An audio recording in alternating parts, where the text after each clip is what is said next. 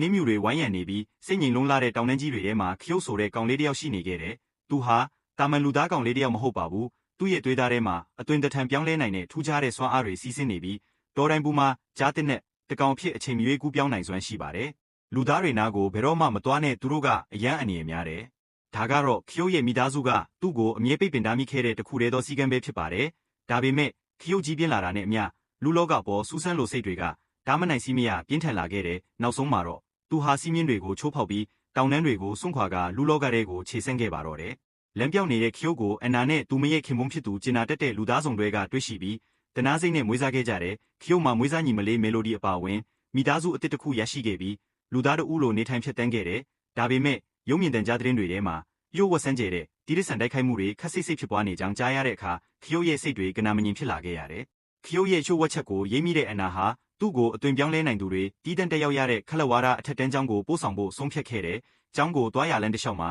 အ내ရောင်ကြီးကန်းနှစ်ကောင်ကသူတို့ကားနောက်ကိုအရေးပမာလိုက်ပါလာခဲ့ကြတယ်။ကျောင်းကိုရောက်တဲ့အခါအဲ့ဒီကြီးကန်းနှစ်ကောင်ဟာကျောင်းသားနှစ်ယောက်အဖြစ်အသွင်ပြောင်းလဲသွားတာကိုမြင်ပြီးခရုတ်တယောက်အံ့မော်သွားခဲ့ရတယ်။ကျောင်းအုပ်ဆရာမကြီးလီဆာကခရုတ်ကိုနှွေးထွေးစွာကြိုဆိုပြီးတီးတန့်စကားပြောခဲ့ပါတယ်။ဒီကျောင်းမှာရှိတဲ့သူအားလုံးဟာမင်းလိုပဲအသွင်ပြောင်းလဲနိုင်သူတွေပဲခရုတ်မင်းရဲ့တဘာဝမှန်ကိုဖုံးကွယ်ထားစရာမလိုတော့ဘူး။ခရုတ်တယောက်ဘဝမှာပထမဆုံးအကြိမ်အဖြစ်မိမိနဲ့ထိုက်တန်တဲ့နေရာကိုရောက်ရှိသွားသလိုခံစားလိုက်ရတဲ့ကျောင်းတော်ကြီးထဲမှာသူဟာရှင့်အဖြစ်ပြောင်းလဲနိုင်တဲ့လမ်းပြလေးဟောလီဝန်ပုလွေအုပ်စုရဲ့ခေါင်းဆောင်ဂျက်ဖရီကျွဲရိုင်းကြီးအဖြစ်ပြောင်းလဲနိုင်တဲ့အခန်းဖော်ဘီယန်ဒန်နဲ့ကြောင်အဖြစ်ပြောင်းလဲနိုင်တဲ့ဒိုရီယန်တို့နဲ့ဆုံတွေ့ခဲ့ရတဲ့ကျောင်းရဲ့စီကံကတော့ပြတ်သားပါတယ်။လူသားတွေရှေ့မှောက်မှာဘယ်တော့မှအသွင်မပြောင်းလဲရအတန်းပြင်ပါမှာစွမ်းအားတွေကိုသုံးပြီးရမဖြစ်ရဆိုတာပါပဲ။ကျောင်းရဲ့အဓိကအလူရှင်ဖြစ်ပြီးချမ်းသာကြွယ်ဝတဲ့အင်တယူဆိုသူဟာခရုတ်ရဲ့အစွမ်းဆက်ကိုသဘောကျပြီးသူ့ကိုပူမာစီအိတ်တအိတ်ပေးခဲ့တယ်။အဲ့ဒီအနက်ကခရုတ်ရဲ့တောတိုင်းစိတ်ဓာတ်ကိုနှိုးဆိုပေးပြီးအသွင်ပြောင်းလဲခြင်းတိုက်ခိုက်ရေးတန်းမှာအောင်ပွဲရအောင်ကူညီပေးခဲ့တဲ့အင်တယူကခရုတ်ကိုအနီးကပ်လေ့ကျင့်ပေးပြီး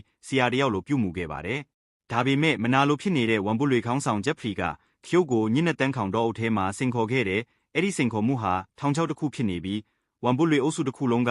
ခရုတ်ကိုဝိုင်းအောင်တိုက်ခိုက်ကြပါတော့တယ်။ဒုက္ခရောက်နေတဲ့ခရုတ်ကိုကယ်တင်ဖို့သူငယ်ချင်းဖြစ်သူဘီယန်ဒန်နဲ့ဟောလီတို့ရောက်လာပြီးသွေးရဲတန်ရဲတိုက်ပွဲအပြီးမှာဝန်ပုလွေအုပ်စုကိုမောင်းထုတ်နိုင်ခဲ့ကြတယ်။နောက်ပိုင်းမှာခရုတ်ဟာထိတ်လန့်စရာအမှန်တရားတစ်ခုကိုသိရှိသွားခဲ့ရတယ်။မြို့ရဲမှာဖြစ်ပွားနေတဲ့တိရစ္ဆာန်တိုက်ခိုက်မှုတွေရဲ့နောက်ွယ်ကကျိုးကင်သူဟာအခြားသူမဟုတ်ပဲသူယုံကြည်ခဲ့တဲ့အင်တယူဖြစ်နေတာပါပဲ။အင်တယူကတောတိုင်းတိရစ္ဆာန်တွေရဲ့အင်ဂေဟာကိုဖျက်ဆီးနေတဲ့လူသားတွေရဲ့စက်ယုံတွေကိုဖျက်ဆီးပစ်ဖို့ဂျက်ဖရီရဲ့ဝန်ပုလွေအုပ်စုကိုအသုံးချနေခဲ့တာဖြစ်ပါတယ်။အင်တယူဟာတတုတွင်းလုပ်ငန်းခွင်တစ်ခုကိုတိုက်ခိုက်ဖို့စီစဉ်ခဲ့ပြီးအဲ့ဒီနေရာနီးမှာခရုတ်ရဲ့လူသားမိသားစု